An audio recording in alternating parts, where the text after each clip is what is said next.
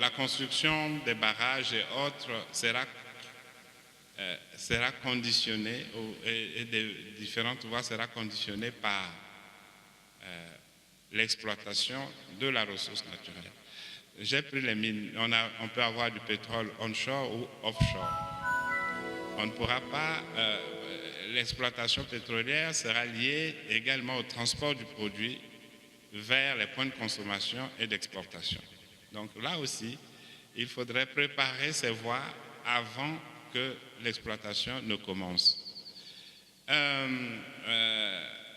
Il faut identifier les terres arables appropriées pour une agriculture respectueuse de l'environnement, une agriculture durable. Il faut que la recherche agronomique précède l'action. Il faut que les études appropriées permettent de prendre les décisions qui conviennent pour ce type d'agriculture. Où est-ce qu'on doit trouver les meilleures souches, les meilleures semences, quelle est la qualité des sols, quel type de fertilisant on va devoir. Il faut donc des études de base qui précèdent l'action.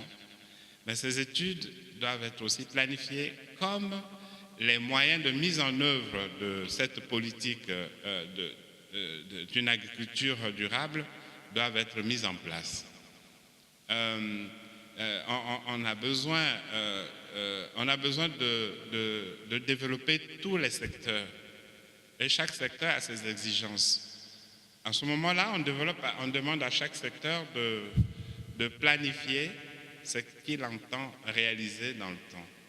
Puis on met ensemble ces plans sectoriels, on en assure la cohérence, mais on établit les priorités pour savoir par quoi on commence, en quelle année, à quelle période, pour que à terme, on arrive à une phase de croisière où toutes les activités se mettent en mouvement. Donc, je disais que c'est un exercice de planification stratégique qui appelle le concours de tous les secteurs de la vie nationale. Et bien sûr, les structures de planification sont chargées de donner la méthodologie aux différents secteurs, et d'assurer la cohérence nécessaire pour qu'on ait une vision par étape de l'évolution d'un pays. On peut se dire, voici la photocopie de notre pays aujourd'hui. Voici plutôt la photographie de notre pays aujourd'hui. Nous voudrions nous donner un objectif, c'est de changer cette photographie pour qu'à l'horizon 2040-2050, nous arrivions à tel niveau. Alors, c'est tout ce que je viens de dire, un peu pêle-mêle, qui est mis en cohérence, qui permet de savoir qu'est-ce que nous allons obtenir demain. Mais dans le respect, bien sûr, de l'environnement, en faisant de sorte que les technologies appropriées soient utilisées secteur par secteur pour ne plus agresser notre environnement. Bon, si aujourd'hui le débat porte surtout sur les émissions de gaz à effet de serre ou sur le CO2, il faut donc des technologies moins émettrices de CO2 qui seront utilisées. Voilà en gros comment on devrait pouvoir voir tout ça avec une maîtrise de l'évolution de la population, pour bien sûr planifier aussi la satisfaction de ses besoins. On doit disposer des infrastructures de base, je les avais citées, les voies de communication, l'énergie,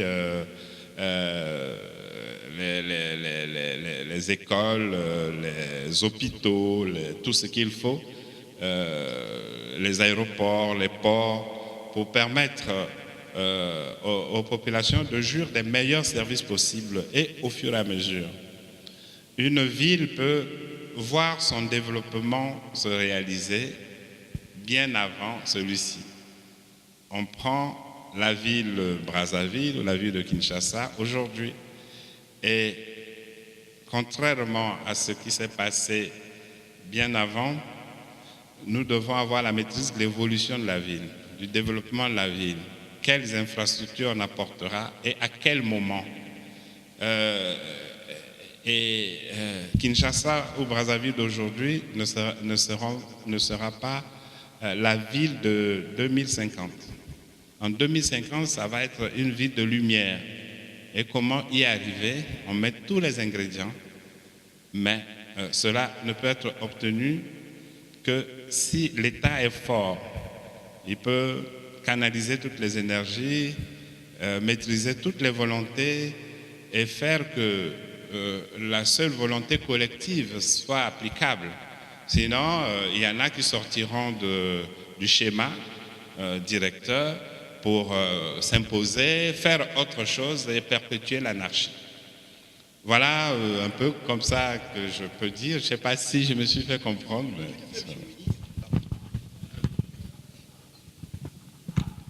Oui, merci. Merci, Monsieur le Ministre.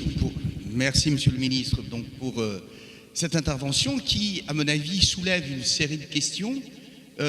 J'espère que la salle a suffisamment de questions pour amorcer le débat, mais je vais essayer d'anticiper ce débat. Monsieur le Ministre, vous mettez l'accent sur la planification stratégique. Or, vous savez très bien, puisque vous êtes aux affaires, que toute planification stratégique suppose à la fois une organisation. Vous avez insisté sur la nécessité d'avoir des hommes, des moyens.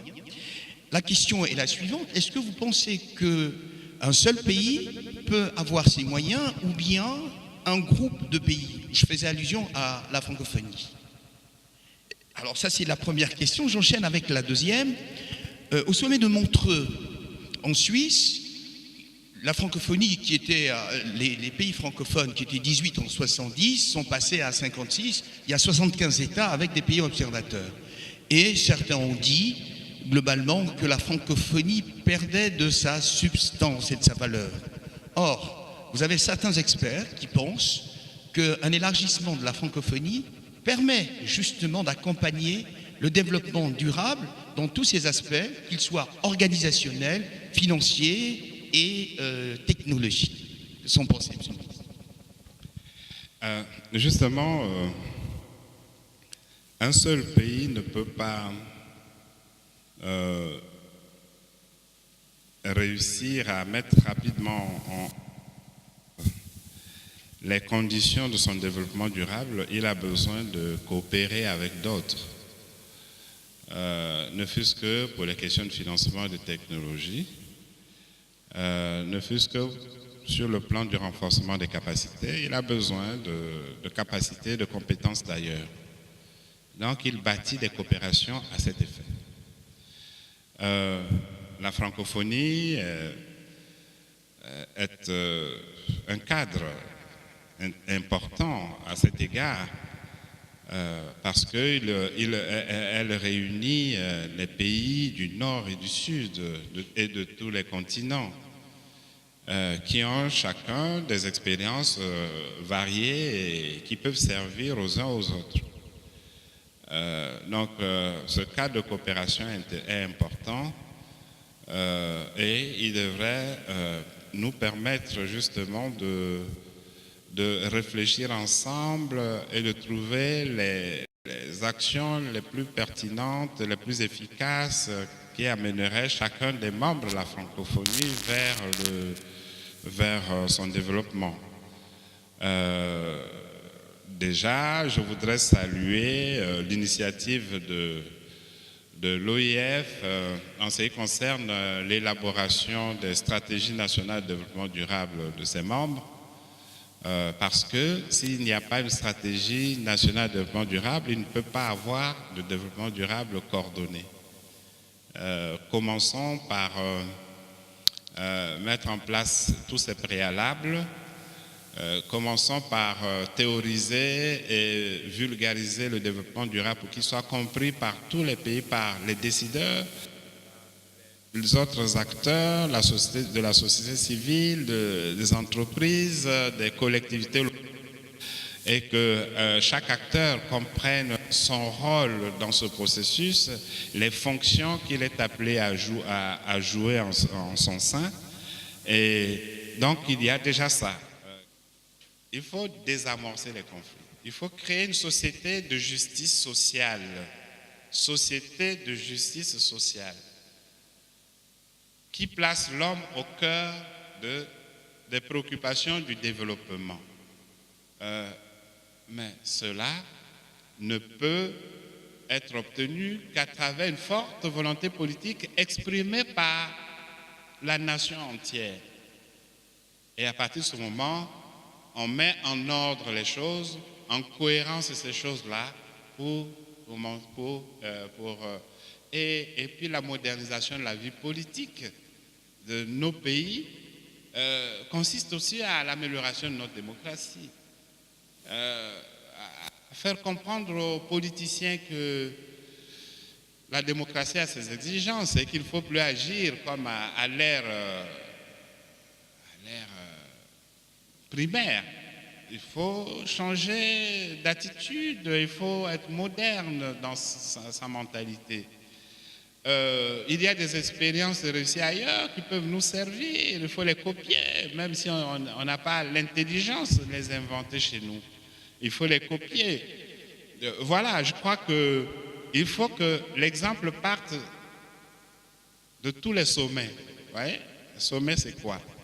Les chefs d'État, les chefs de gouvernement, les chefs d'entreprise, les chefs de collectivités locales, les chefs de famille que nous sommes. Il faut apporter des corrections notoires aux habitudes, aux attitudes que nous montrons tous les jours. Et il faut cela. Donc, beaucoup de choses dépendent de nous tous. Chacun doit balayer devant sa porte. Et j'ai parlé des sommets parce qu'on dit la tête commence à pourrir, et la tête, le poisson commence à pourrir par la tête. Bon, donc si on a des têtes saines, tout va changer. Mais les têtes saines n'arrivent pas souvent à être bien conseillées aussi. Donc il faut des bons conseillers. Il faut des bons conseillers, il faut des bons planificateurs. Il faut un développement équilibré du pays. Il faut que les gens sentent l'esprit de justice dans les faits. Il ne faut pas que celui qui a perdu un procès en soit le gagnant. Il ne faut pas que, on ne favorise qu'une certaine classe ou certaines personnes dans les choix, dans les nominations, dans les recrutements, dans, il faut créer une société de justice sociale. L'inverse nous conduira toujours à des conflits, à des situations conflictuelles qui vont diviser la société et faire en sorte que l'on détruise déjà les acquis, le peu d'acquis dont nous disposons.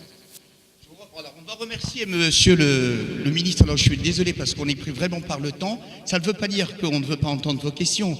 J'ai dit que monsieur le ministre va clore notre débat. Donc, on va laisser monsieur Tony Panou intervenir et ensuite je reviendrai vers vous. Mais avant d'arriver à monsieur Tony Panou, il faut remercier effectivement monsieur le ministre ici pour deux points importants qui sont en phase avec la francophonie. Le symposium de Bamako, effectivement, qui met l'accent sur la démocratie, les droits de l'homme et les notions de liberté, et puis le sommet de Montreux sur les défis et les enjeux à venir qui, en fait, inscrit votre discours, monsieur le ministre, dans le fil droit, justement, de cette justice, de la liberté, du progrès et du respect, finalement, de la liberté des individus. Vous restez avec nous, monsieur le ministre, ou vous ne changez pas de rester avec nous. Voilà, très bien, merci beaucoup. Donc, nous allons passer à monsieur Tony Panou, qui va, effectivement, rapidement nous brosser, nous faire un lien, un état des lieux du développement durable avec les changements climatiques. Dans le développement durable, on met l'accent essentiellement sur les ressources. Et on sait très bien que ces ressources ne sont possibles que dans des contextes géographiques et climatiques relativement sains. Or, force est de constater qu'il y a un réchauffement climatique, qu'il y a des émissions de gaz à effet de serre, qu'il y a une raréfaction effectivement des ressources, qu'il y a une érosion de la biodiversité.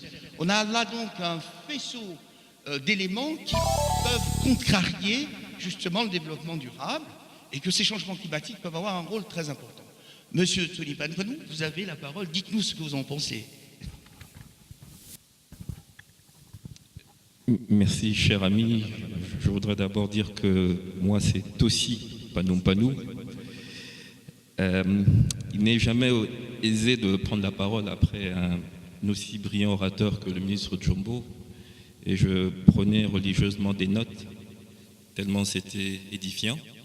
Je voudrais en fait profiter de cette opportunité d'ailleurs pour saluer le leadership de la République du Congo tout au long de l'année dernière, tant au niveau des experts qu'au niveau ministériel, qu'au niveau des chefs d'État, puisque c'est ce pays qui avait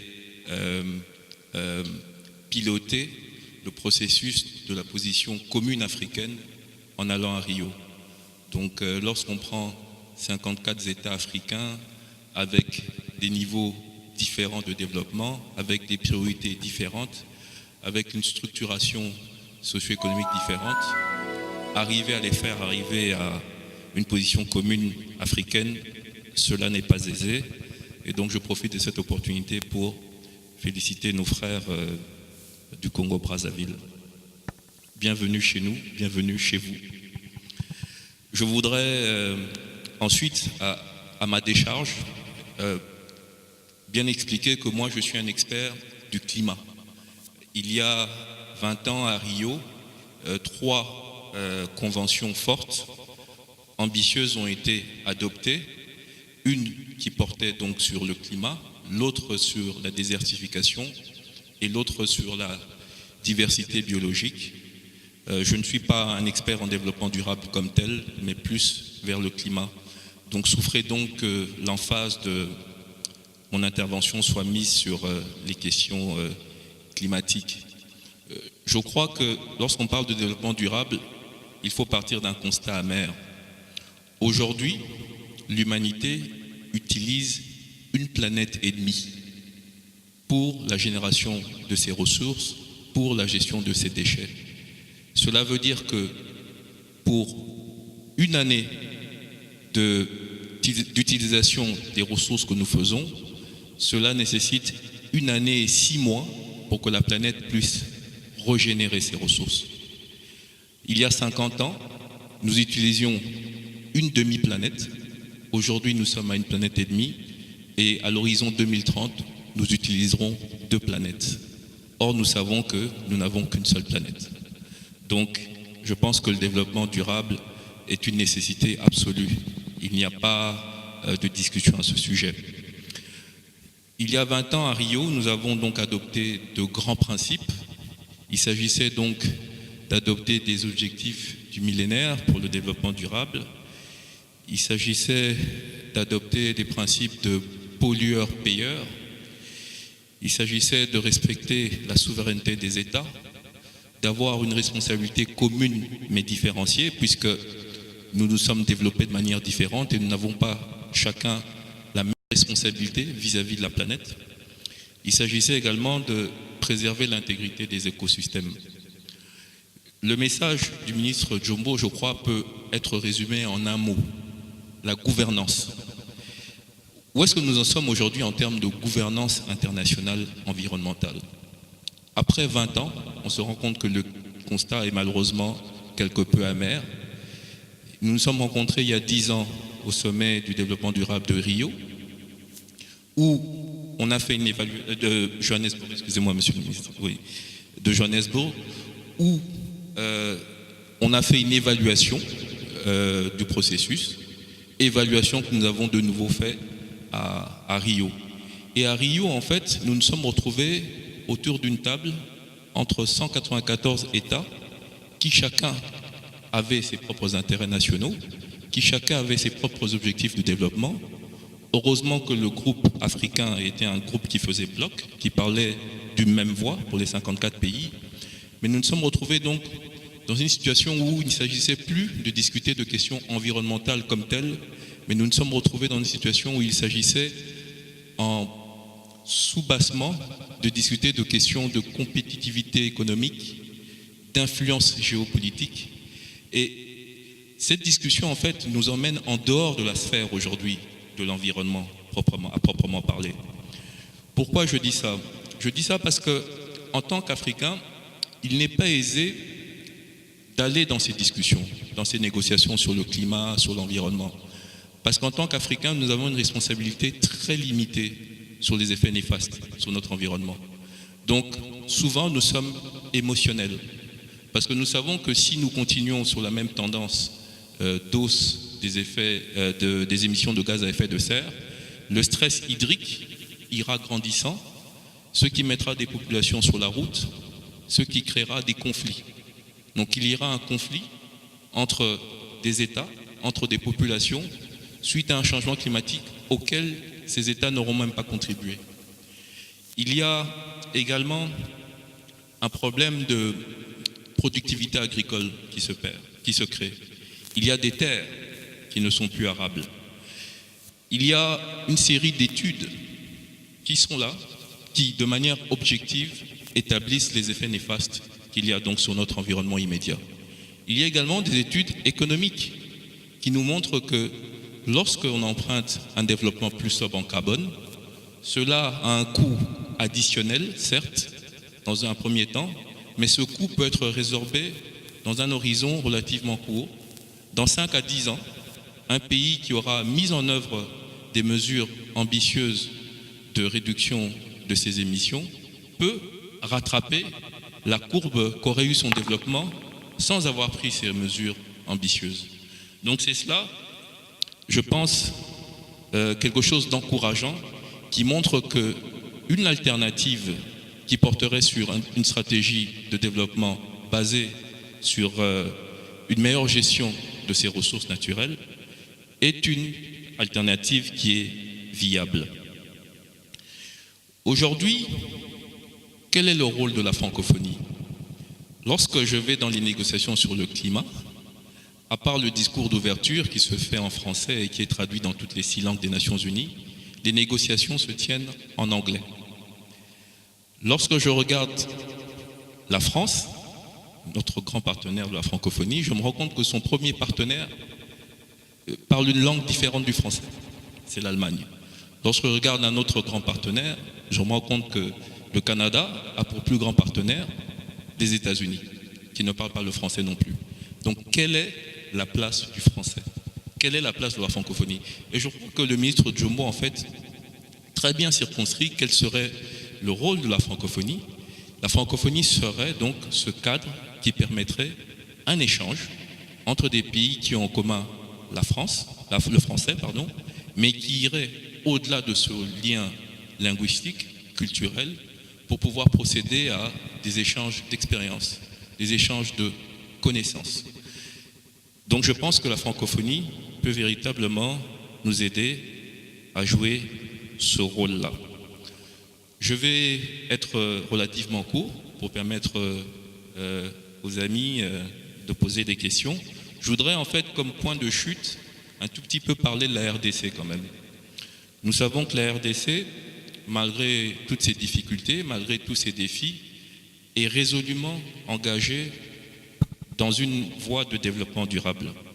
La priorité de la RDC demeure bien entendu la réduction de la pauvreté, mais cette réduction de la pauvreté peut se faire à travers des politiques réfléchies, cohérentes, qui visent à avoir un impact moins violent sur l'environnement.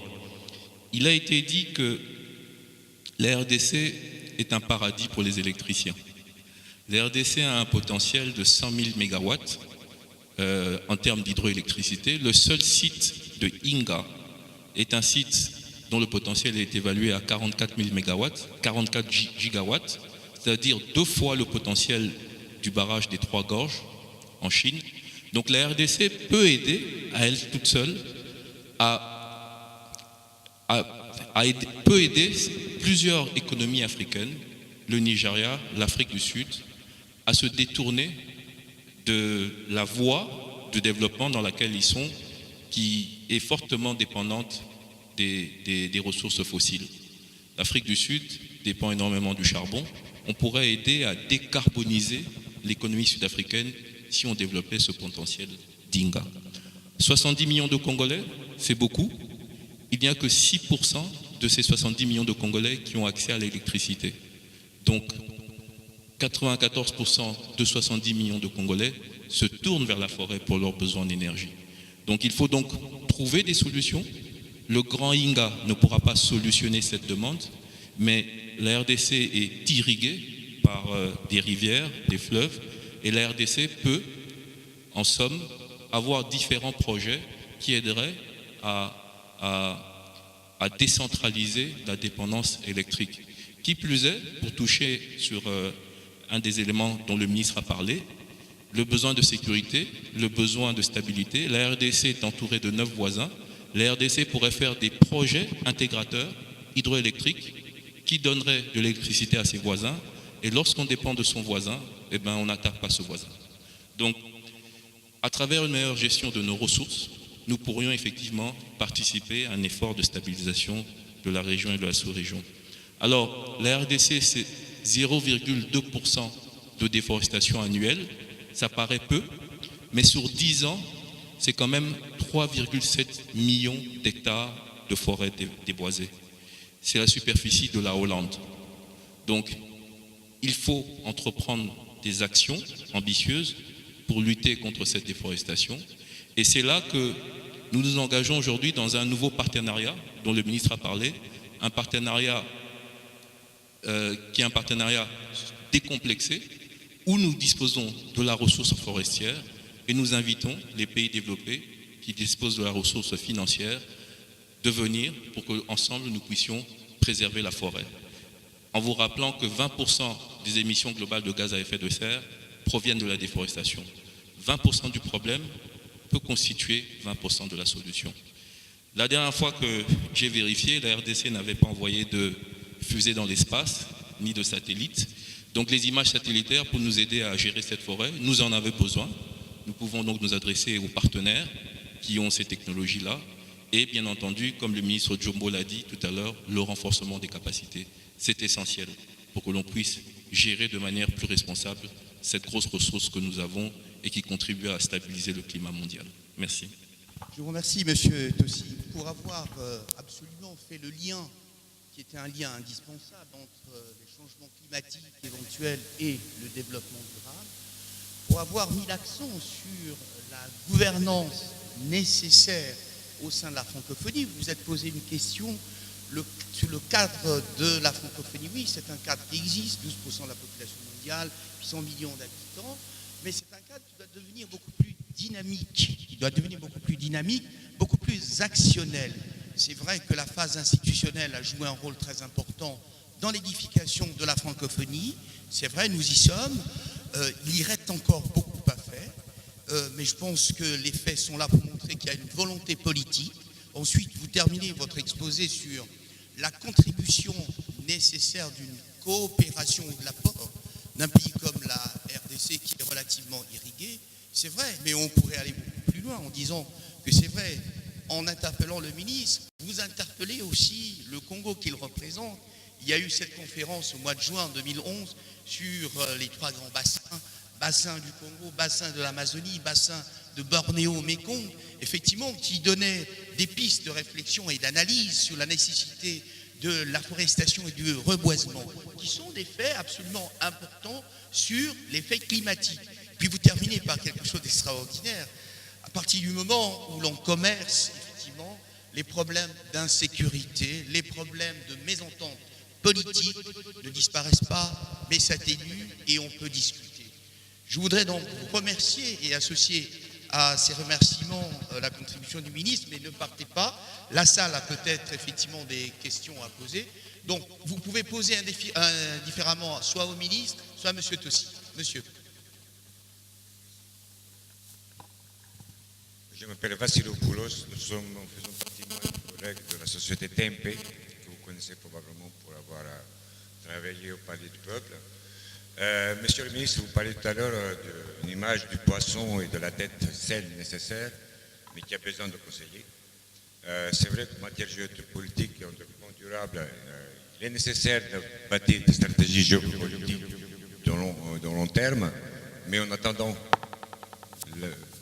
nous devons avancer, nous devons travailler tous ensemble. Il y a déjà des réponses qu'il faut commencer à mettre en œuvre aujourd'hui parce que le meilleur développement durable se fait non pas par la recherche de ressources, mais avant tout par préserver ce qui existe. La meilleure énergie aujourd'hui fossile, c'est l'énergie qu'on ne consomme pas. Ce n'est pas celle qu'on a déjà, mais celle qu'on ne consomme pas. C'est ça la meilleure ressource énergétique aujourd'hui dont a besoin tout le pays, enfin tout le globe. Je me souviens quand j'étais étudiant dans les années 70, j'ai participé à l'Agence internationale de l'énergie en tant que représentant de la Grèce à l'époque, et je me souviens que l'approche à l'époque était comptable, puisqu'on nous disait pour se développer, il faut gaspiller. C'était ça l'approche à l'époque. On a mis tout de même près de 40 ans pour se rendre compte qu'aujourd'hui, ce n'est pas gaspiller pour se développer, c'est préserver pour se développer. Et je pense qu'en attendant que tous les pays de la francophonie se mettent en place, coordonnent leurs actions, ils ont déjà commencé, sinon nous ne serions probablement pas là. Il y a quand même déjà aujourd'hui des chemins qu'on peut déjà emprunter et commencer à travailler avec des techniques qui existent d'ores et déjà, mais des techniques qui, quelque part, tiennent compte un petit peu de la sagesse de nos anciens en matière énergétique, qui était justement obtenir une qualité de vie en préservant l'existant. Donc aujourd'hui, en économisant, c'est ça la réponse aujourd'hui technologique. En économisant, ça veut dire en isolant les maisons, en isolant nos bureaux, en isolant nos usines, en utilisant les énergies qui, elles, ne sont pas fossiles, comme l'énergie solaire ou l'énergie éolienne. Vous avez cité l'hydraulique pour les grands projets d'infrastructure parce que c'est nécessaire à l'échelle d'un pays. Mais au sein d'un village, au sein d'un groupe d'individus, il y a des techniques aujourd'hui auxquelles on peut faire appel. Et ces techniques-là, elles sont là. Nous sommes venus, mais nous ne sommes pas les seuls professionnels existants, hein, il y en a beaucoup.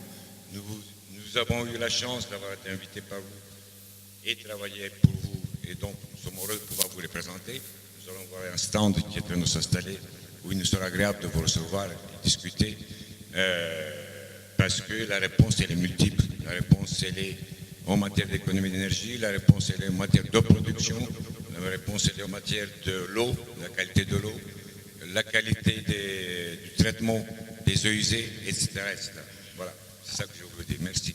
Je vous remercie beaucoup, monsieur, pour votre contribution. Bon, on va prendre 2 ou 3 questions et ensuite, on va demander au ministre de clore notre entretien puisqu'il y a effectivement derrière une autre table ronde. J'en suis désolé, mais on est pris par les contraintes de temps. Voilà, 2 questions s'il vous plaît. Monsieur le ministre, vous avez totalement raison de souligner le fait qu'il y a un déficit total de politique de justice sociale, essentiellement au niveau international. Je suis enseignant de philosophie politique et d'éthique à l'université de Kinshasa. Je m'appelle Ngoma Binda. Le grand déficit, c'est celui-là, c'est la carence d'attention morale vis-à-vis des autres. L'Occident, on l'a dit tout à l'heure, chaque pays développe ses propres stratégies en fait. C'est chaque pays qui a ses intérêts. De telle manière que il y a comme une impression durable que le développement durable dont on parle ne fait pas du tout cas du réchauffement climatique qui s'est fait et cela investi ou mis à la charge du Sud, des pays africains essentiellement. Et là, pour moi, c'est une question effectivement d'éthique au niveau international. L'accaparement des terres dont parle RFI ce matin, on en a encore parlé, ce ne sont pas les Africains qui viennent prendre les terres en Afrique, ce sont des Occidentaux. Que produit-on dans ces terres qui sont prises?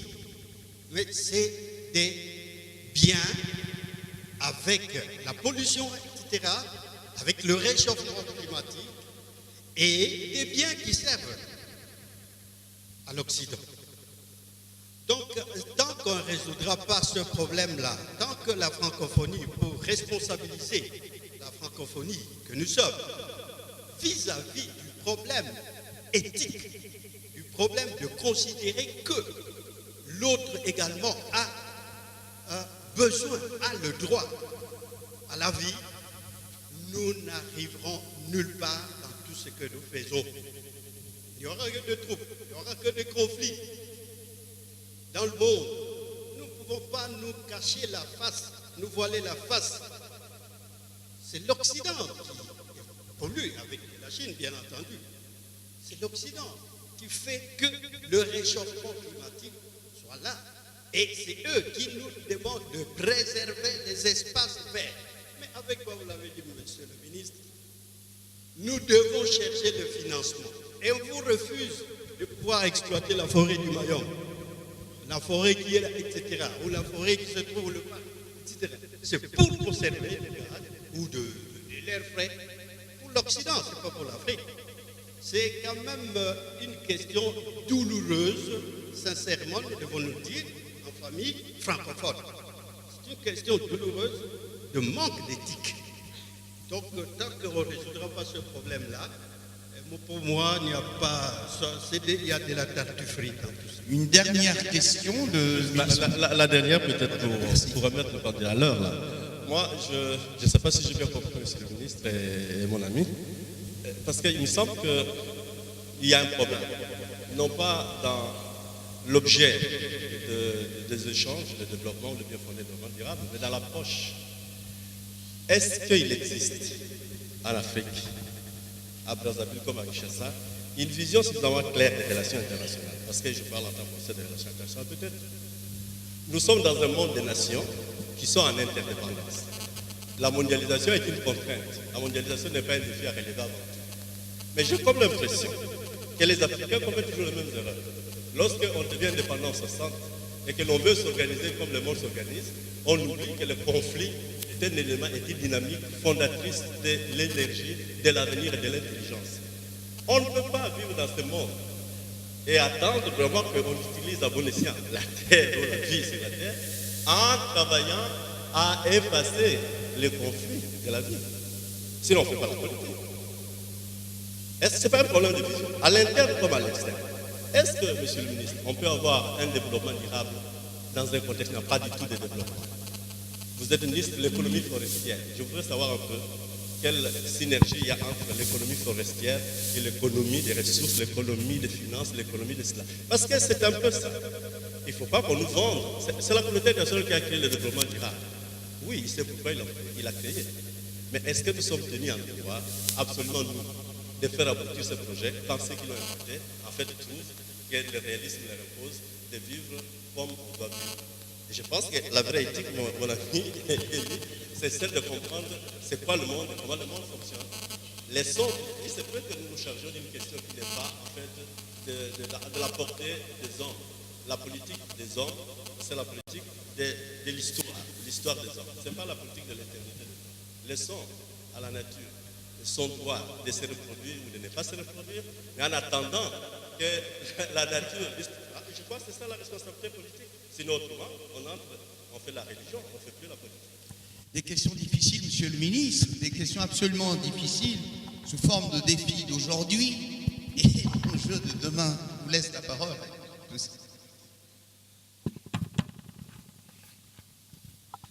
Bien, je disais tantôt que c'est déjà une bonne chose qu'il y ait une prise de conscience sur les problèmes actuels, les enjeux, les défis à relever. C'est très bien.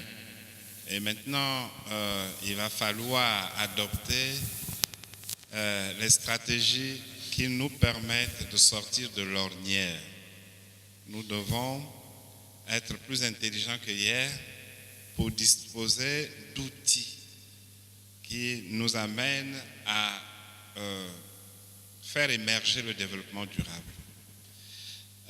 Vous allez me dire comment on peut faire le développement durable dans les conditions où il n'y a pas de développement, mais avec la prise de conscience, on devrait pouvoir éviter peut-être la phase du développement simple pour aller vers le développement durable. Je vous donne un exemple. Il y a une société forestière, je ne sais pas,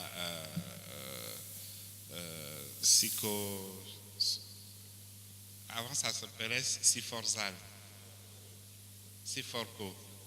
Ok.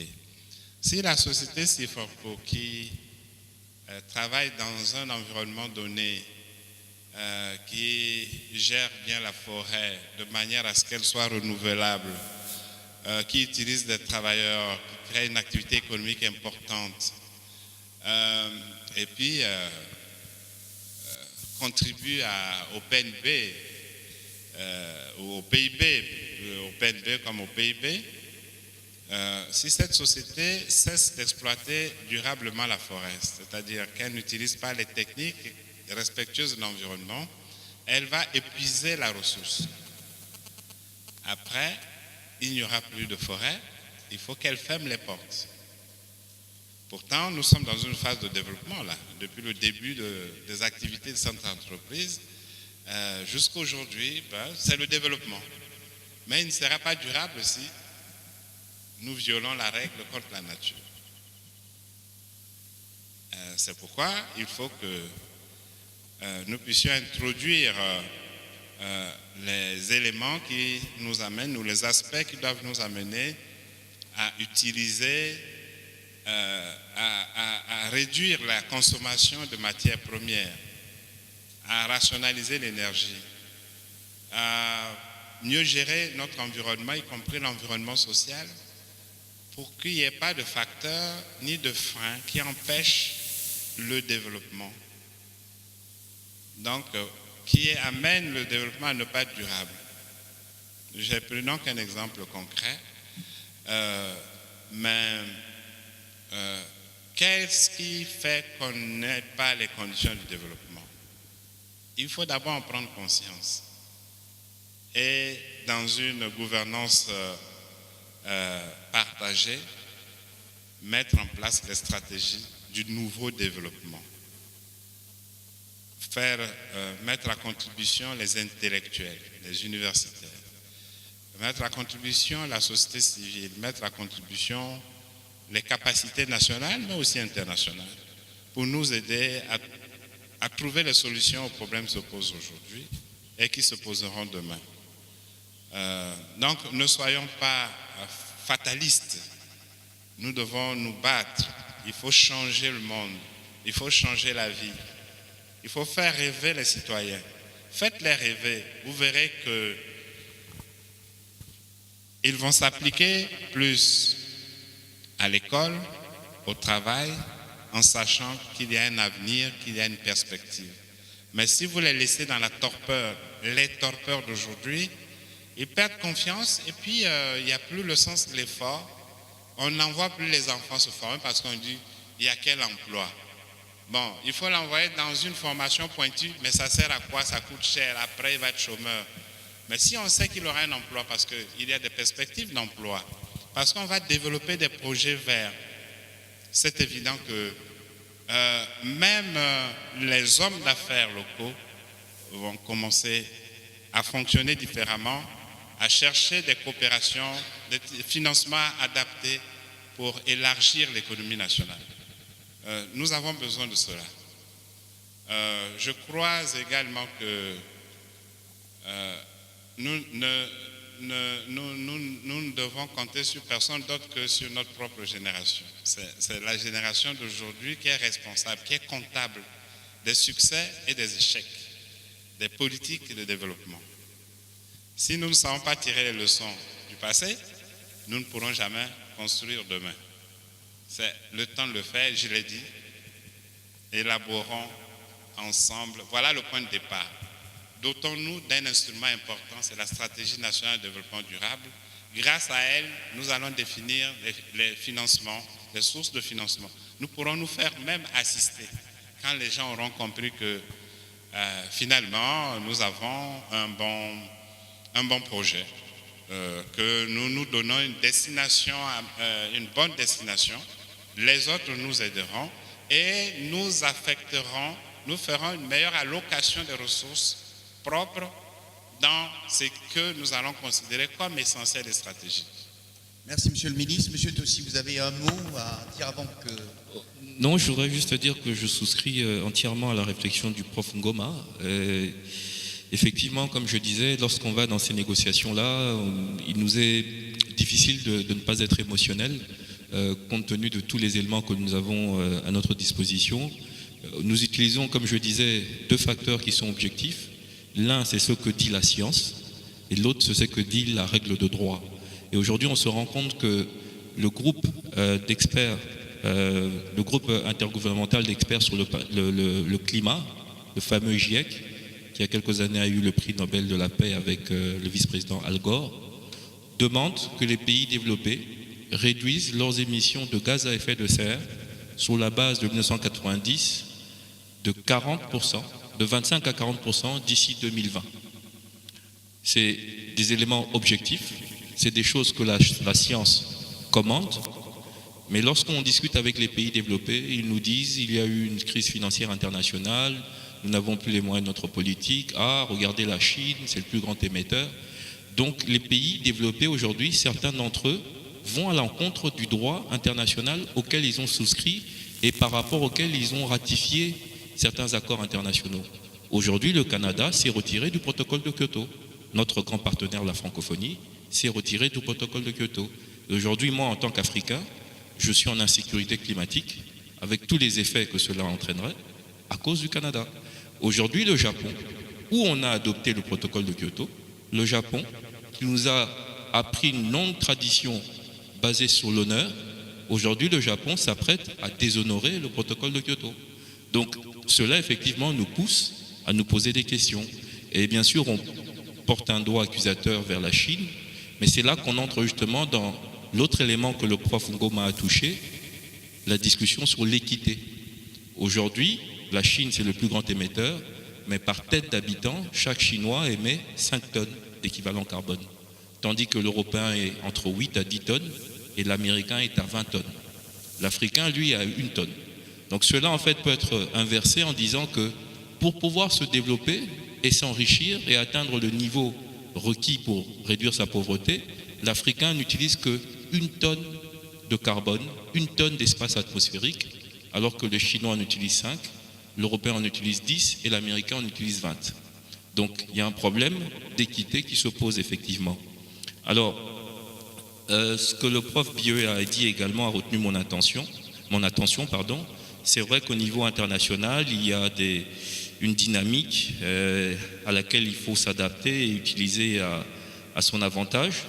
Je dirais qu'il faut justement que nous mettions les pays développés devant leurs responsabilités en leur disant que nous voulons justement nous développer en nous détournant des modes de production et de consommation nocifs que vous avez utilisés.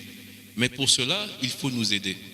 Or, lorsqu'on demande du transfert de technologie pour être plus efficace, ils disent « Ah non, il y a des droits de propriété intellectuelle qu'on ne peut pas transférer ». Lorsqu'on demande des financements, ils disent « Ah, écoutez, nous sommes en situation de crise ». Alors qu'il y a une obligation de leur part de pouvoir nous aider à nous adapter à ces problèmes environnementaux. Donc, aujourd'hui, je dirais encore une fois que ce qui est important dans les discussions internationales, c'est l'unité du groupe africain, c'est le bloc commun, le bloc fort que nous formons, parce qu'aujourd'hui, si la RDC va en solo et élève sa voix dans un forum où il y a 194 partis, et bien la voix de la RDC est diluée. Tandis que lorsque la RDC parle avec la République du Congo et les 52 autres pays africains, eh ben, c'est une voix qu'on ne peut pas ignorer. Je vous remercie, M. Tossi Panou, pour cette réflexion vraiment stimulante qui finalement met en avant les difficultés que les pays africains vont devoir affronter. Avant de clore notre entretien et de donner la parole au ministre Henri Djombo qui le fera, je voudrais, au nom de Géopolitique africaine, remercier d'abord M. le ministre pour vos contributions stimulantes, M. Tossi pour cette approche stimulante aussi sur l'analyse des effectifs des changements climatiques, sur la difficulté, bien entendu, face à ce problème-là. Remercier la salle aussi pour questions pertinentes, surtout monsieur, je dis monsieur au pluriel, sur la notion d'éthique, bien entendu, la gouvernance et l'éthique, c'est un sujet de demain, un sujet de débat sur la problématique, effectivement, de la meilleure action entre la théorie et la pratique dans les relations internationales. Et je voudrais terminer sur 3 points. 1, de cette table ronde, nous retenons sur le développement durable, on peut retenir plusieurs choses. Mais je vais en retenir 3. La première chose, c'est que le développement durable et la problématique du climat sont des éléments importants. Ce n'est pas derrière nous, c'est devant nous. C'est une chose absolument importante.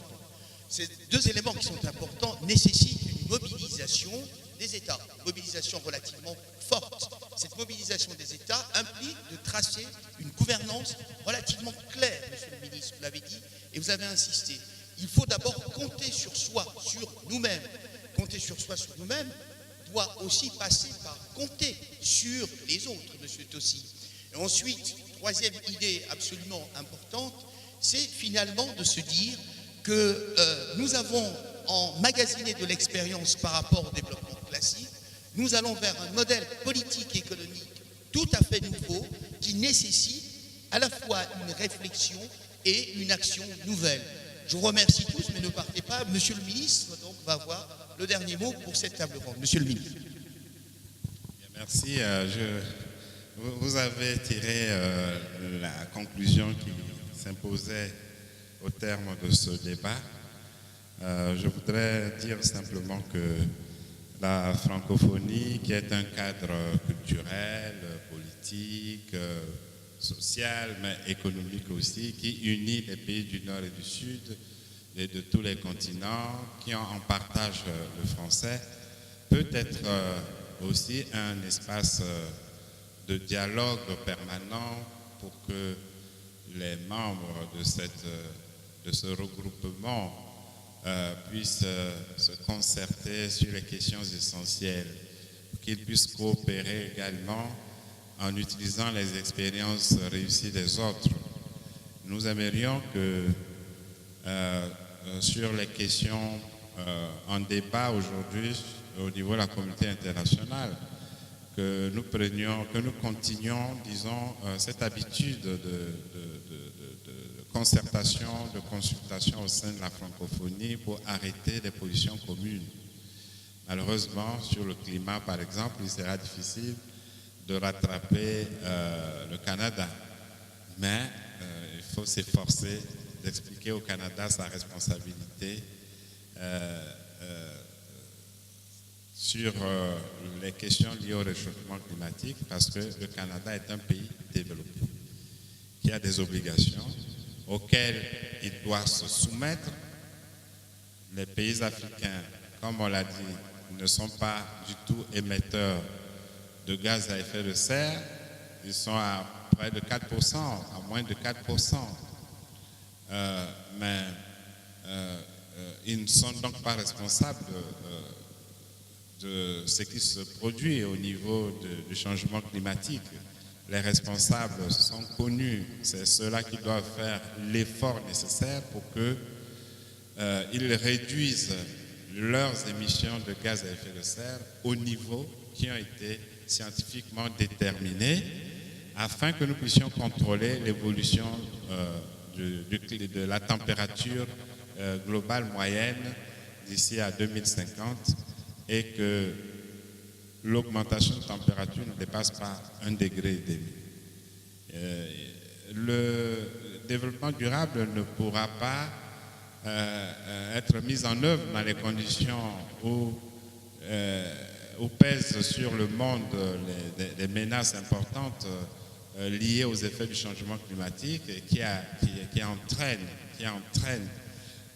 des catastrophes naturelles que nous connaissons, qui font avancer la désertification, qui contribuent à la dégradation des sols, qui amènent à l'épuisement, à l'extinction de certaines espèces de biodiversité, qui réduisent les récoltes, la productivité agricole et installent la famine, qui augmentent les possibilités de sécheresse dans bon nombre de points du monde, et ainsi de suite.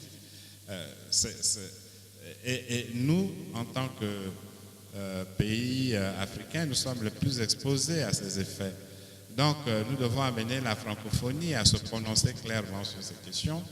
Et nous sommes contents également que la francophonie ait pu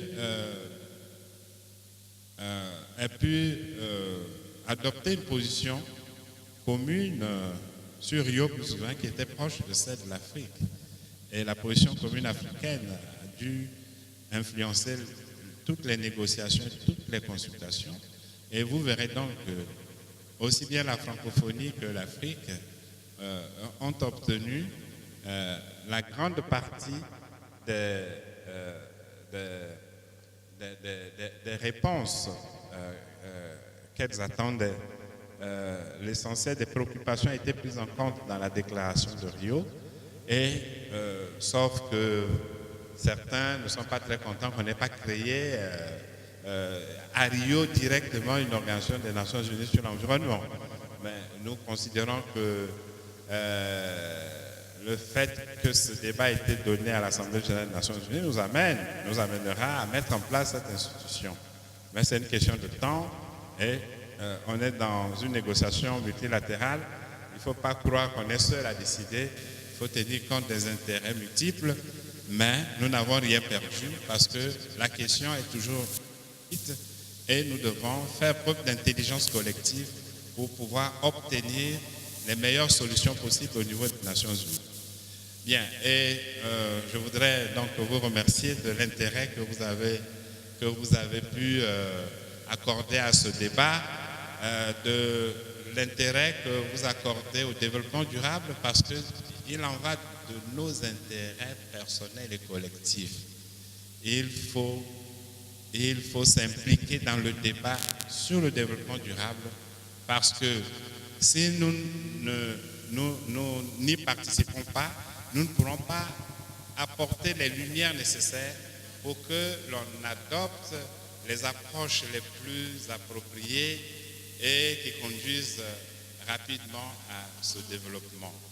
Nous avons parlé des coopérations. Ces coopérations, il faut les considérer comme elles sont. Il y en a qui parlent beaucoup, qui ne vous donneront rien, c'est des donneurs de leçons. Il faut se tourner vers ceux qui peuvent vous donner quelque chose. Il faut développer des stratégies en tenant compte des priorités. Et si ces priorités ne sont pas respectées, il n'y aura pas de développement durable.